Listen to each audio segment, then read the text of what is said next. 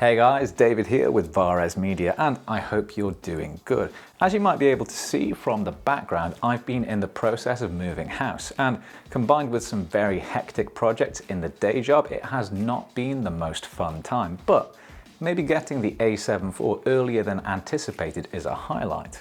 Well, in the spirit of irony that Alanis Morissette would be proud of, I'm actually going to talk about a potential low light of the A7 IV, which is low light performance. What the hell am I talking about? Well, there is an idea that lower megapixel sensors perform better in low light than higher resolution sensors.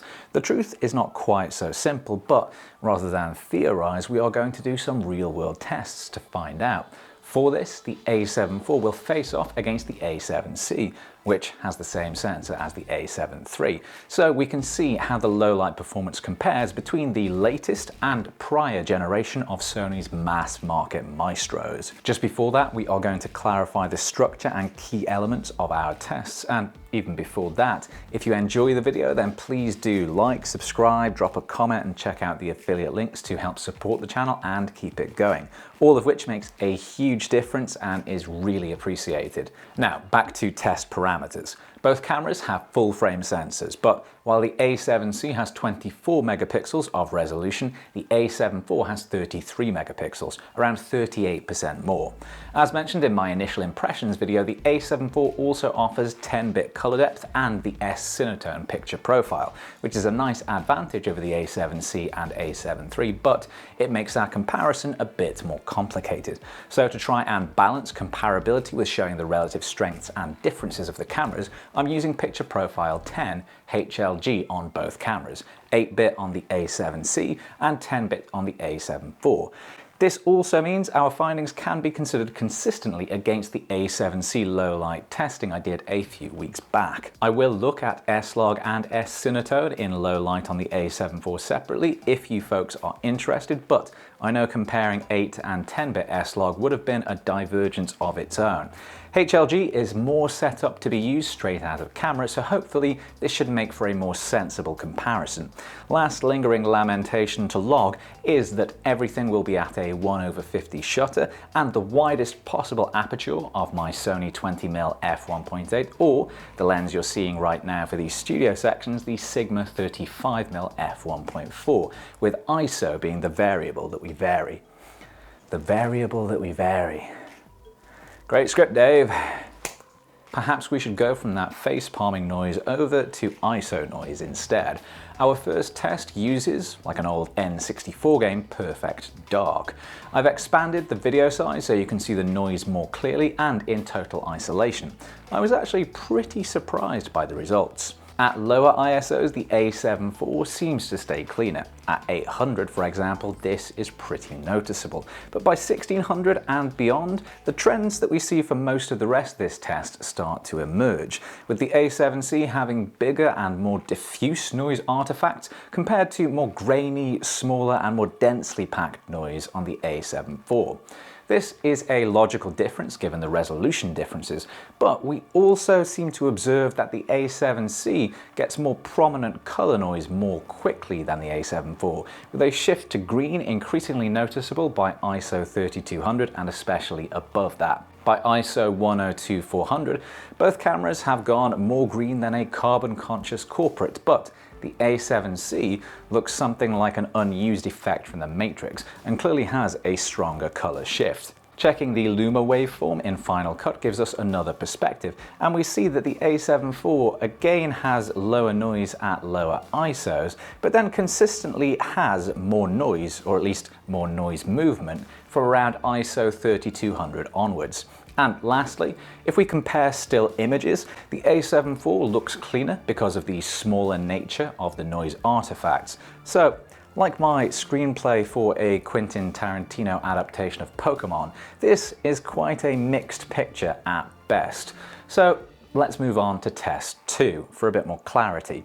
And Like when I abandoned my deathcore Nicki Minaj cover band, we're going to step away from pure horrible noise and instead move to our image definition test. We have some small text, prominent colors, and a solid color background that should help us spot how visible noise is in actual shots, as well as seeing how line definition, image sharpness, and color get impacted as we pump up the ISO. I'll give you guys my observations, but I'll also show you lots of different examples separately, side by side, comparing back to a low ISO baseline and heavily zoomed in, so you can form your own judgments. I'll just turn up the music a little once I've covered my observations. On the A7C, we get pretty good performance up to around ISO 12800, though you start losing some detail, sharpness, and line definition from ISO 6400 onwards. The A7 IV has broadly similar performance, but I'd say the smaller and more granular noise means that noise is perhaps a little bit more noticeable a little earlier.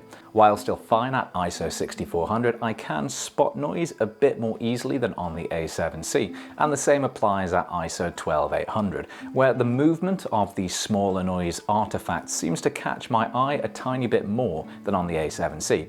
But again, it certainly isn't awful, and I'm not sure you would notice it if you weren't specifically looking. However, the A7 IV retains color integrity and saturation much better at ISO 12800, 25600 and beyond, which is quite apparent when you compare the cameras side by side. And the other advantage for the A7 IV seems to be, like my choice of attire in this one specific section, noticeably sharper at those very high ISO levels, particularly after ISO 12800. Again, not too surprising given that higher resolution sensor, but still a definite advantage.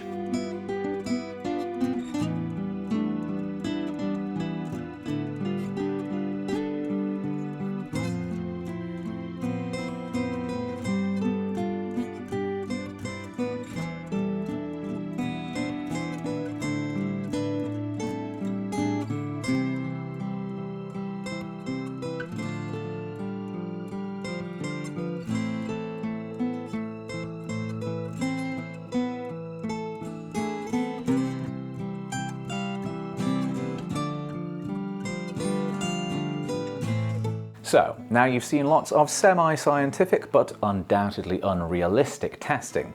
Our last couple of categories are a bit more real-world focused, and indeed it is focused that we are testing. Much like when I go to cry about my numerous flaws and failures, we are going to be in an isolated room with no lights on. But this time, and it's a pleasant change, it's going to be to see how our cameras cope with very low light focus. We're using the Sony 20mm f1.8, which is the best lens I have for this job. Full review linked below. Both cameras do quite impressively given the lack of light, with some autofocus working as low as ISO 1600 on both the A7C and A7 IV. However, from that point on, the A7 IV seems to have a slight edge. Both cameras got some degree of face detect at ISO 3200, but the A7 IV was also getting some partial eye detect focus by then. The A7C also seemed slightly slower to adjust focus after rapid movements, despite both cameras having the same settings, with a focus transition speed at 7 and subject sensitivity at 3. At ISO 6400, both cameras get eye autofocus working, which is pretty nice in a near pitch black space, but the A7 IV again edges things by retaining eye autofocus even when I lean back beyond the approximate arm's length vlogging distance that my chair has been set up at. The A7C can't quite match that. By ISO 12800, both cameras are getting pretty solid eye autofocus, but the A7 IV is, like an unpleasantly competent stalker, slightly stickier and slightly better at more quickly adjusting to subject movements. The A7 IV also has IAF at all distances at this point, while the A7C is sometimes dropping to face autofocus when I'm at a greater distance. That gets fixed at ISO 25600, but by this point we start to see another factor: image trailing artifacts. This is where we get a bit of a noise trail at higher ISOs when we have rapid subject movement. The A7 IV seems to handle this a shade better, with slightly less pronounced trailing in general and less noticeable trailing at medium-high ISOs like 12800 and 25600 when compared to the performance of the A7C. So overall, I'd say the A7 IV has a slight advantage in low light autofocus, with one other example validating this from when I did a simple indoor vlog test in my hall with just some ambient light coming from a street light through my blinds. The A7C lost me for a moment, whereas the A7 IV was like the Spice Girls in the mid-1990s, with a sobering and emotionlessly consistent 100% hit rate. Real impressive. But rather than real impressive, what about the real world? Well, I'm going to show you a bunch of real test footage from both cameras so you can form your own views, while I complement the real world with some real talk. Point 1. Many of the differences between cameras are only apparent at pretty high ISOs, at or above 12800. Now often you won't need an ISO that high if you have a wide aperture lens, as you can see from the settings used for much of our test footage. So don't get too hyped up about those differences and how often you're going to see them. Where noise might be noticeable but not distracting, so I mean you can notice it but only if you're kind of looking for it, I would say don't worry too much about it. I was rewatching Breaking Bad recently, one of the greatest shows of all time in my opinion, and if you look for it, you can spot some granular noise-like textures pretty easily, especially in lower lit scenes. The same goes, of course, for many older but fantastic films. Does this impact the experience or ruin the content? No. So don't get too hung up on noise itself unless you know it's an amount of noise which really will risk ruining the footage. Because compelling content means if it's not that bad, a lot of people probably won't notice. A bit like when ordering a Coke, but the place only has Pepsi available, some pragmatism is needed. Similarly, we haven't talked about either color grading or noise reduction, both of which could well change footage which has some rough edges from higher ISOs into perfectly usable shots. With a bit of grading, I'd say in the right situation, you can get usable results from ISO 25600 and 51200 on both of these cameras. And while I haven't invested in it yet, I know Philip Bloom has shown some fantastic noise reduction results using Neat Video. And Philip Bloom is a legend, so I'm not going to argue with him. And no doubt other options will exist which can do wonders for noise in post-production. So with real-world results like these being just a raw state and starting point, I would be very happy using either of these cameras as a locus for my low light leanings, but that's a bit of an imprecise verdict. So what would I choose if I could only conclude with one? Well, just before concluding this comprehensively conceived and cunningly concocted camera comparison, if you've enjoyed the video so far and you'd like more like it, then please do like, subscribe, drop a comment, check out the affiliate links to help keep the channel going, and I massively appreciate it. But back to the main question. What would I choose? Genuinely, it's tough. The A7C looks slightly cleaner for noise in that ISO 6400 to 12800 range straight out of camera, but after revisiting the footage, taking a break from looking at it all the time, I think most of the noise difference is only really noticeable if you are looking for it. If you're making decent content, then hopefully your audience won't be concentrating primarily on pixel peeping or noise noticing. Plus, there's the impact of grading and noise reduction possibilities we just touched on. That leaves the A7 IV with advantages in sharpness and detail, color replication, and autofocus in lower light and higher ISO situations. No single area is a gigantic leap or huge advantage, but taken together, it's enough for the A7 IV to just about win my vote. Plus, we didn't even touch on active steady shot, which is a very helpful extra option for low light vlogging. Stay tuned for an A7 IV stabilization deep dive and tips in the next few weeks if you're interested in that. The best option for you out of these cameras will, as always, depend on your use case. So let me know what you think. And on that note, do you want to know what I think?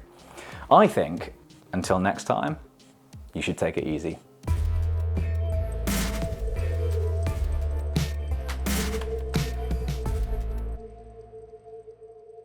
Since I'm showing this off anyway, anyone a fan? Do you like Ice Nine Kills? Their early work was a little too seen for me. Awesome band. By Itho, Thinton on a Thetho. Is that a limerick? Where do I know that from? All these words are meaningless, but then all words are meaningless except for the associations we have with them. Hashtag philosophy. Right now we have a not particularly attractive person putting on clothes in front of a camera. Is there a potential market for the opposite of only fans, is what I'm starting to wonder. What would that be? Not only... What would be the opposite of a fan?